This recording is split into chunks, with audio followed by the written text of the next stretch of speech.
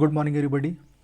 As you know that we are just going through the chapter atoms and molecules, and in the atoms and molecules we have discussed the so many basic topics before starting of the chapters, like the chemical bonding and ions and like all that topics. Okay, and in the last video we have started the topic like law of chemical combination. So in the topic law of chemical combination I have discussed that we know that our nearby us we are having the so many different kind of compounds are there, billions of compound has been formed. So what are the basic rules and regulations that involve in the formation of that compounds, है ना? तो law of chemical combination, तो इसमें basically मैंने आपको law of constant proportion और law of conservation of mass, तो इसमें मैंने दो चीज़ें आपको बताई थी, law of constant proportion and law of conservation of mass. तो law of conservation of mass में मैंने बताया था कि मास को ना क्रिएट कर सकते हैं ना डिस्ट्रॉय कर सकते हैं ड्यूरिंग एनी फिजिकल और केमिकल प्रोसेस। और लॉ ऑफ कांस्टेंट प्रोपोर्शन क्या होता है कि किसी भी पार्टिकल को बनाने के लिए, कोई भी कंपाउंड को बनाने के लिए जो उसमें जो उसका इंग्रेडिएंट्स होगा वो हमेशा as a fix proportion by mass में यूज़ करते हैं, है ना? तो ये सारी चीज़ें हम लोगों ने लास्ट क्लास में डिस्कस की थी। ओके, तो आज मैं डिस्कस करने वाला हूँ Dalton's atomic theory. Dalton was a very important scientist, है ना, and he has just gone through the these two laws, that was the law of conservation of mass and law of constant proportionality. तो Dalton ने क्या किया था कि law of conservation of mass and law of constant proportionality को बहुत अच्छे से स्टडी किया, डीप में स्टडी किया, और डीप में स्टडी करने के बाद उन्होंने कुछ अपना एक लॉ दिया, और जिसको हम लोग डाल्टन्स एटॉमिक थ्योरी भी बोलते हैं। देखो यहाँ लिखा है डाल्टन्स एटॉमिक थ्योरी, है ना? तो आज हम लोग डिस्कस करेंगे डाल्टन्स एटॉमिक थ्योरी, या इसको डाल्टन्स पॉस्टुलेट्स भी बोलते हैं, ठीक है? तो हम लोग देखते हैं एक एक करके डाल्टन्स एटॉमिक थ्योरी। तो देखो, according to the Dalton atomic theory, all the matter, whether an element, compound, or a mixture, composed of a small particle called the atom, the postulate of this theory may be stated as following। मैंने बोला था इसको हम लोग postulates ही बोलते हैं, है ना? तो डाल्टन्स एटॉमिक थ्योरी क्या बोलता है कि इसके कुछ postulates हैं, कुछ एक बहुत सारे पॉइंट्स हैं, तो एक एक करके सारे पॉइंट्स को मैं डिस्कस करूँगा। तो डाल्टन्स एटॉमिक थ्योरी का जो सबसे पहला पॉइंट है वो क्या बोलता है कि all the matter is made of the very tiny particle called atom. तो हमारे आसपास में जो भी चीज़ें हम लोग देखते हैं, जो भी सब्सटेंस हम लोग देखते हैं, तो वो जो सब्सटेंस है उस सब्सटेंस का जो सबसे स्मॉलेस्ट पार्ट होगा, जो सबसे छोटा पार्ट होगा, that is called the atom, है ना? That is called the atom.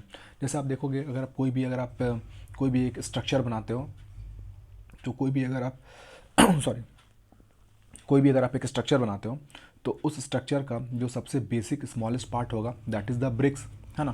क्योंकि अगर आप कोई भी अगर एक घर बनाते हो, बिल्डिंग बनाते हो, कुछ भी बनाते हो, तो उसको बनाने के लिए आपको ब्रिक्स तो चाहिए होगा। तो ब्रिक्स जो है वो उस स्ट्रक्चर का सबसे स्मॉलेस्ट पार्ट है। तो आपके आसपास में जो भी सब्सटेंस आप देखते हो, तो उस सब्सटेंस का सबसे स्मॉलेस्ट पार्ट क्या होगा? एक एटम। जैसे सपोज करो कि ये एक स्केल है, तो एक स्केल है, तो ये जो स्केल है, तो ये किसी मेटल से बना है, तो उस मेटल का जो सबसे स्मॉलेस्ट पार्ट होगा that will be only the atom, ठीक है?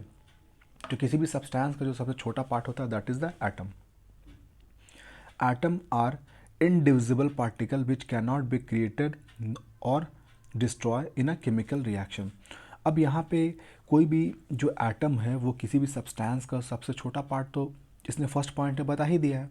उसके बाद सेकंड पॉइंट पे इसने क्या बताया कि एटम आर इनडिविजिबल, मतलब एटम तो सबसे स्मॉलेस्ट पार्ट है और हम लोग उसको अब आगे जाके ब्रेक नहीं कर सकते हैं, और एटम को ना क्रिएट कर सकते हैं ना डिस्ट्रॉय कर सकते हैं। किसी भी केमिकल रिएक्शन में ना एटम को क्रिएट किया जा सकता है ना डिस्ट्रॉय किया जा सकता है ना? Atom of a given element are identical in mass and chemical properties. Atoms of a given element are identical in mass and chemical property. Suppose करो कि ये जो है आयरन स्केल है, सपोज करो कि आयरन से बना है, तो यहाँ पे सपोज करो कि अगर मैं इस पार्ट से अगर मैं इसका सबसे छोटा पार्ट निकालूंगा दैट इज़ द एटम, अगर मैं यहाँ बीच से निकालूंगा ये भी एटम, या इधर कॉर्नर से अगर एक निकालूंगा तो वो भी एटम। तो इसका मतलब आप यहाँ से निकालो, यहाँ से निकालो, यहाँ से निकालो, अगर ये आयरन का बना हुआ है तो इसमें आप कहीं से भी कोई भी एटम निकालोगे तो हर एक एटम का जो प्रॉपर्टी होगा वो प्रॉपर्टी बिल्कुल सेम होगा। ऐसा नहीं है कि यहाँ के एटम का कुछ अलग ही प्रॉपर्टी आ जाएगा, यहाँ का कुछ अलग ही आ जाएगा और इधर का कुछ अलग ही आ जाएगा, नहीं। अगर एक ही मटेरियल है तो उस मटेरियल में अगर कहीं से भी अगर आप एटम को उठाओगे तो वो सारे एटम का जो प्रॉपर्टी है वो बिल्कुल सेम टू सेम होगा, ठीक है। The atom of different element have different properties and masses and chemical properties. अब देखो मेरे पास बहुत अलग अलग टाइप के सब्सटेंसेस होते हैं, तो अलग अलग मेरे पास मैटर होते हैं, तो उन सारे मैटर्स का जो प्रॉपर्टी है वो बिल्कुल अलग अलग हो जाएगा, ठीक है। तो देखो जैसे कि ये एक पेन है, तो ये पेन जो है ये प्लास्टिक का पेन है, तो इसका जो सबसे छोटा पार्ट होगा वो भी एटम होगा, और यहाँ पे जो स्केल था तो इस स्केल का भी सबसे छोटा पार्ट जो था वो भी एटम था। तो स्केल के जो एटम है और ये जो पेन के एटम है, दोनों के एटम जो होंगे उनका प्रॉपर्टी बिल्कुल अलग होगा, उनका प्रॉपर्टी बिल्कुल अलग है, तभी तो ये तो बिल्कुल अलग अलग सब्सटेंसेस हैं। अगर मैं पेन को ऐसा फोल्ड करूँगा टाइटली तो ये ब्रेक कर जाएगा, लेकिन आयरन को मैं कितना भी तेज़ी से इसको फोल्ड करूँगा ये कभी ब्रेक नहीं करेगा, तो प्रॉपर्टीज़ बिल्कुल अलग अलग है। तो जितने भी सब्सटेंसेस होते हैं, सारे सब्सटेंसेस का जो प्रॉपर्टी होता है, जो सारे सब्सटेंसेस के जो एटम होते हैं स्मॉलेस्ट पार्टिकल, तो हर एक एटम का बिल्कुल अलग अलग प्रॉपर्टी होता है। जैसे एल्युमिनियम है तो एल्युमिनियम का प्रॉपर्टी बिल्कुल अलग होता है, आयरन का प्रॉपर्टी अलग होता है, गोल्ड का प्रॉपर्टी बिल्कुल अलग होता है। तो हर एक सब्सटेंसेस के जो एटम्स होते हैं वो अपने अपने में आइडेंटिकल होते हैं, मतलब हर एक एटम अपने आप में अलग होता है, ठीक है। अब उसके बाद देखो, atoms combine in the ratio of the smallest whole number to form a compound. अब जो एटम्स होते हैं वो हमेशा एक स्मॉलेस्ट होल नंबर के फॉर्म में कंबाइन करते हैं। स्मॉलेस्ट होल नंबर के फॉर्म में कंबाइन करने का मतलब है, जैसे आप वाटर बनाते हो तो वाटर के लिए हाइड्रोजन 2 चाहिए और ऑक्सीजन 1 चाहिए, तो अगर 2 हाइड्रोजन और 1 ऑक्सीजन को मिलाओगे तो आपको वाटर मिलेगा, तो वो उसका सिंपलेस्ट फॉर्म है। अगर आपको तो अगर H2O आप लिखते हो तो H2O वाटर के कितने मॉलिक्यूल हो गए, 1 मॉलिक्यूल, तो 1 मॉलिक्यूल को बनाने के लिए हमेशा 2:1 चाहिए होता है ना। कार्बन डाइऑक्साइड बनाना है तो कार्बन 1 ऑक्सीजन 2, मतलब 1:2 चाहिए कार्बन और ऑक्सीजन।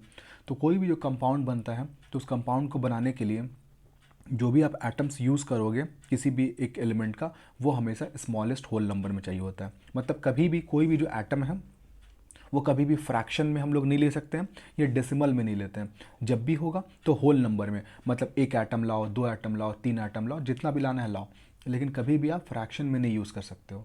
समझ रहे हो, जो भी हम लोग फॉर्मूला लिखते हैं उसमें हम लोग कभी भी उसमें जो भी एटम ले रहे हैं वो कभी भी फ्रैक्शन में नहीं यूज़ करते, हमेशा होल नंबर में लेते हैं, है ना। That this is the point, okay. Now the relative number and the kind of the atom are constant in a given compound.